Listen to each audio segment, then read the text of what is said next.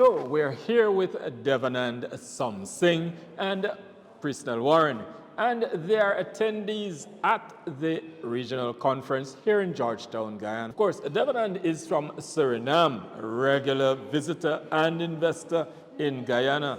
Priesnell, of course, is from Jamaica. And of course, we've had our chats back home on CBX. Gentlemen, welcome. Thank you for having us. All right. Devanand, talk to me about the importance of a conference such as this in Guyana.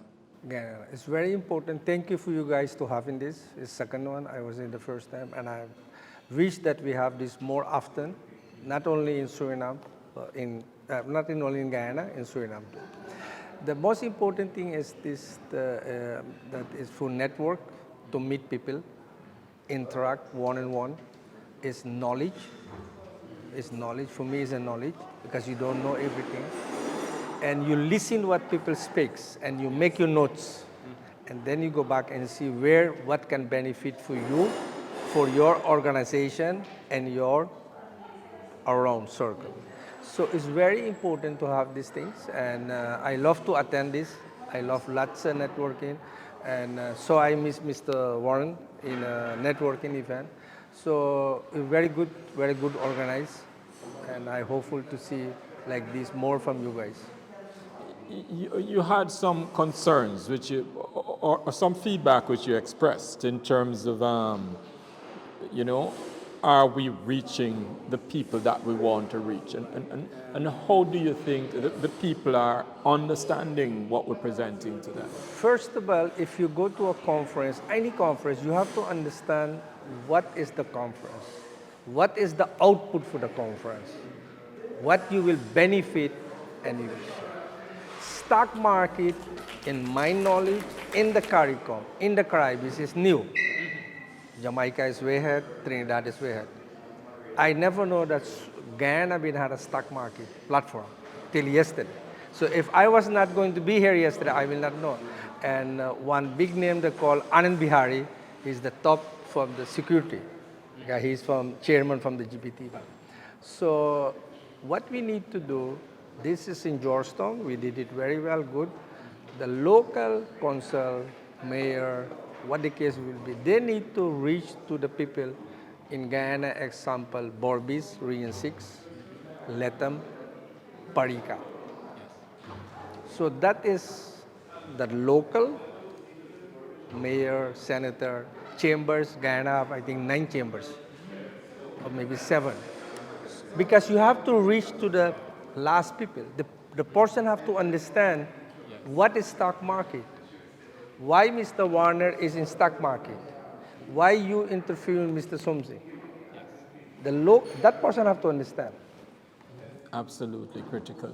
Do you believe, though, that once the level of knowledge gets through, where businesses and young entrepreneurs begin to understand what the market is and the benefits that exist with the market, that there will be greater take-up and greater participation in stock markets in Guyana? Yeah. Not only in Guyana, Suriname, Grenada, St. Lucia, all over. Curacao, I can say proudly, Curacao is now association member from CARICOM. Business will be opposite there. Yeah, but the training is very important. The networking is very important. People have to understand why I should invest $100 is Guyana 21,000. Why I should invest in a stock market? Why? That is a question mark always. They have to understand that. And we have the generation from the 30, 40, they do understand. Because most Guyanese is from abroad, from England, from Canada, from America. So they do understand. But I think it's a lot of work to be done on the ground level, not you guys level. You guys is here. You put the event is not a piece of cake. It's not a piece of cake. I do too. So we need to bring people all. I saw yesterday the guys from the media was 4 hours there. I was sitting there. So it's a great job, but again, to meet the local person, that is the key, because they have money too. They want to invest. Everybody want to make money. We are here to make money. Simple. So they want to make money. So how? Where? How we can believe in dynamic business development. What do dynamic business development? So we need to do more networking, put in a small groups, and I think we can do it through the chamber because we have enough chamber here. The consuls, we have a lot of consuls, mayor. Yeah. Priesnell, you're from Jamaica, but you're ahead of us in Guyana. And Devanand has told us the story that you're not somebody who is high up in the air, for want of a better word. You're on the ground. You're looking for business opportunities in Guyana, but you've taken it from ground level. You're pushing it through the streets. Talk to me about that experience, what you're seeing in Guyana, and the opportunities. Yeah, so, we spoke previously. I would have had what is called Jamaica's Yellow Brick Road. Now I call it Caribbean Yellow Brick Road because it's really an opportunity for us to do business. Now my background is in economics, so I would have long heard about things like the West Indian Trade, Trade Federation, how that, politicking took that apart. So my own view of the Caribbean has been long and wide. Guyana, places like Guyana, Belize, Suriname, very, very much mineral rich, very lush in terms of forestry, vegetation. So I've long had that as an experience. When I heard Guyana was and is still the fastest growing economy in the world, I wanted to actually come here to see what was happening. Not just to read a magazine or a book, right? You can learn a lot of things from that. But in order to see it in motion, you have to be on the ground. And I came on the ground, I took a taxi. I had what I'd consider the Waterhouse bus experience. Yes. For those of us who know Yes, what happens on I've seen the Waterhouse bus, buses. right? The music is very loud, right? And I understand a lot of Jamaican A music lot of too. Jamaican music, and even Guyanese artists, but they sing a lot of Jamaican. They're singing dancehall. It's real, authentic stuff. So I think we have a lot of similarities, clearly some differences that we can learn from.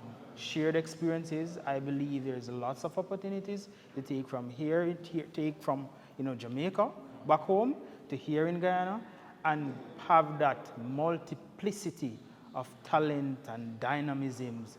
I've seen the agricultural sector very vibrant here. They produce a lot of rice here in Guyana. And I don't have to say, they're producing a lot of oil here, right? So there's a lot of synergies, essentially, to take home. And I believe sustainable development. The truth is, we can grow, we can eat, we can do business, and every man, including the man on the street, can benefit. Why not? Two things can be true at the same time.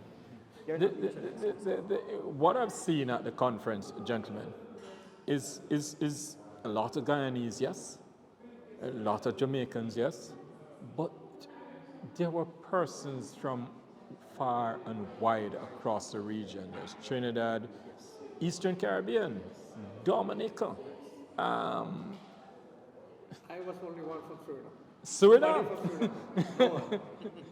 So Suriname. Yeah. Well, Suriname is across the border, but I mean, you are seeing people traveling, which tells us that the Guyana story is out there, and people are believing that there is indeed opportunity. And let me just say this. I've said it privately with my friends. If we don't move for this window of opportunity, when the Caribbean is talking 100 million US dollars, the world will be talking in trillions. So it's really high time that we removing the barriers. Just do business. Let's do business. Let's do business. Do your due diligence. But let's do business rather than the talk. We've had all of these sessions. I know, as Somsingh said in his replies, there needs to be that information and education, and the stock market, the stock exchange, Jamaica Stock Exchange, your parent company, has done a phenomenal job of bringing that in the schools. I see students here as well, which means that you're moving. You're not just talking the talk. You're implementers. And, it just needs the other parties, the other stakeholders to continuously buy into that and support that movement. I listened to the minister's speech this morning, and it seemed, he deliberately went back in the history of Guyana and the way they've been able to do things to set the economy on a particular path for growth. But he also was at pains to point out that there are other sectors outside of the oil and gas. Is not Guyana. And how important was the finance minister's speech this morning in bringing everything together to show It is very important because, and I mean no offense, but the thing about it, and something was saying it earlier, when you're doing business, don't overly focus on the money. Let's put it that way. Try to understand the way of life, the culture, what makes people tick. Eventually, you'll be able to make the money that you're looking. And the oil and gas sector, yes, that is the main sector that is spurring that growth here. But if you think about it, Guyana needs all the support. You know, just over 1 million persons here. If you look at how vast land, water, no oil, there's a lot of untapped potential here. And the truth is, if we try to do it alone, we will get so much further and no more. If we pull our hands and heart together, there'll be so much opportunities. The market is in expansion mode. And when the market is in expansion mode, all boats sail in a high tide. I see Guyana from history. Guyana will be a new Guyana. That's one. In my eye, oil and gas is one. I don't focus oil and gas. Real estate, I did real estate. I have a very background from real estate. I created in Orange County, Florida back in 2004, new single home under 200K is still there. Real estate is a big demand in Guyana, not Georgetown, whole Guyana, like Warner said. And in that real estate portfolio, hotel, apartment, walk-in clinic, cricket, ground, you name it. That will take 10 years to my experience that Guyana will come, okay, we have good hotels, we have good restaurants. We have some good restaurants. But not only in Georgetown. We are in Georgetown. This is congested. Georgetown is full. Look the traffic. Warner came before. From drive region 6, region 5. So I focus, oil and gas is okay, but I focus more in real estate. Business development generally is a big demand, like he said. And to see how we can work with local entrepreneurs. Because we need the local entrepreneurs. Because they have family to put food in the table. Not only we, they do too. So that is my focus, and I told people that we need to do more education, more training. Seminar like this must be more often. Now Guyana have 3 things coming up. 15 October is IBC. I don't know if you heard about that. Yes. It's a big thing. Then you have Marlon event, and economic. Then you have Guy Expo. So if you put in every month an event, it's good. Who is benefited from that event? This is international. This is so-and-so is international. Yes. Of course, local people are going. But the event must have a strategy.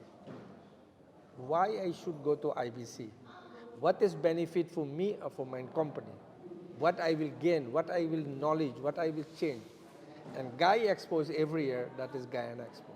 That is my experience, and that I want to share with you guys. I hope one agree with me. Let me ask you this. So you pointed out a couple of things. The different regions, the different chambers of commerce. So this is Georgetown, and we're doing with the Georgetown Chamber of Commerce. This is Region 4. And this is Region 4. But there are about, 6 regions? Yeah, you have Region 3, Region 6, Region 5, Region 7, Region 9. Right. Region 1 or 2. Right. And then you have the other chambers of commerce. And then there are the regular citizenry, Mayors, Right. senators.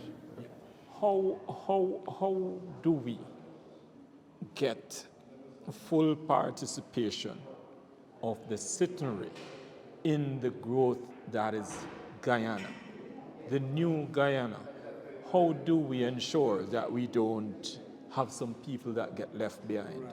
Or even if we can't carry everybody, but that there's a significant enough section of the population that is participating in this growth, that the country doesn't become One-sided. income right. One-sided. I understand about.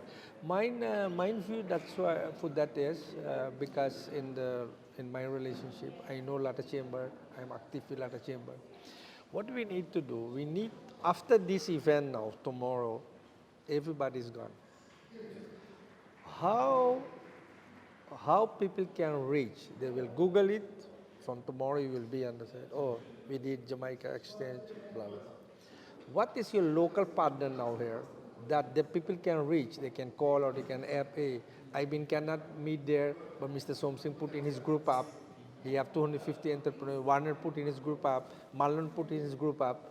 And hey, who was there? We share pictures. But I don't know. I'm living 4-hour drive. So now the question is, what go happen after this event now? I know you guys with Georgetown Chamber. So Georgetown Chamber is again in Georgetown.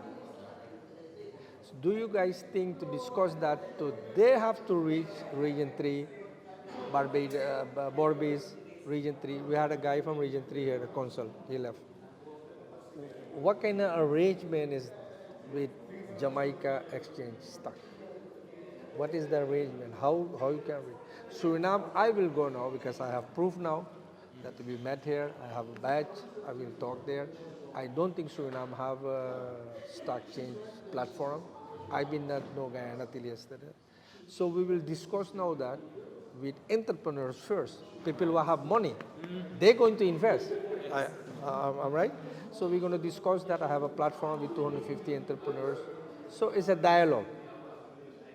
And he know that he's welcome in Suriname, you welcome anytime.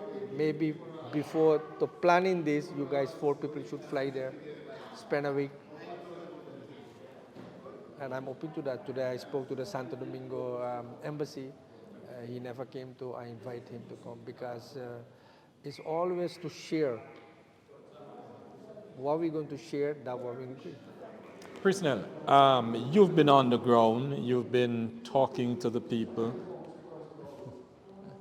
you've been having the business dialogue. Do you get a sense that the regular entrepreneurs are really looking at finding means of raising capital outside of the commercial banking system, which we know can be difficult, to navigate if you're not somebody who's well established in business and so on. How are you seeing that? Well, I'll tell you, Neilson, I would say it's still similar to Jamaica because I'm a straight talker. Yes, we do have more developed capital markets in Jamaica, but I don't think our capital markets it's actually deep enough as yet. And we won't go down the road of FinSac, right? But we can't have this conversation and not say that. That has been one of the areas that it has damaged sort of the risk tolerance of both our entrepreneurial class as well as our financiers. Now, if we can work on getting across those hurdles, I'm saying there's no way that we can't even 10x our growth in the next few years. Now, here in Guyana, naturally there's lots of activities happening here, especially in the oil and gas sector. And as Somsingh said, real estate is one of those booming areas. There are other areas, of course. But one of the things, and I'll say, the stock exchange continues to do its job. I actually spoke to a friend of mine, I would say a friend and client. She has a small spices business, very good. Check out Dick's Seasonings, right? And she would have liked to come to the conference, but at one point in time she was saying, maybe it's a little bit too expensive for my pocket. So there are gaps. There are persons here that can benefit from the information, that can benefit from a lot of structuring, and can actually absorb financing to grow significantly. However, they're just not necessarily getting the time of the day because there's just not enough support. If you think about it, 1 million people, and you disaggregate that into who are the bankers, who are the supporting companies, there's just not enough. And that's why I said in my own conversations, if we took almost all 3 million people from Jamaica, take another set from the diaspora, there still will be space here in the Guyana. I drove from here in Georgetown to the border. In fact, I went across in Suriname, right? And the land is vast. There's lots of water, can't be short of water, and we're not short of land. So guess what? The opportunities are here. Get the regs right, get the due diligence right, and let's start business. All right, final words, anything you want to leave on the minds of the viewers who might be interested in investing in Guyana? As I said before, our thesis when we formed Frontier is to call it, Jamaica's Yellow Brick Road. Well, no, it's the Caribbean Yellow Brick Road. It's a window of opportunity for us in the Caribbean as a centralized location. Most of us speak English, right? Which is the standard bearer of languages in the world. Currency, it's your passport. It's easy to get here in the Caribbean from almost anywhere. Fix the nuances, and it's a place to do business. We're parking the bus. My suggestion is for anybody from the global to first come with an open mind, not in inspection.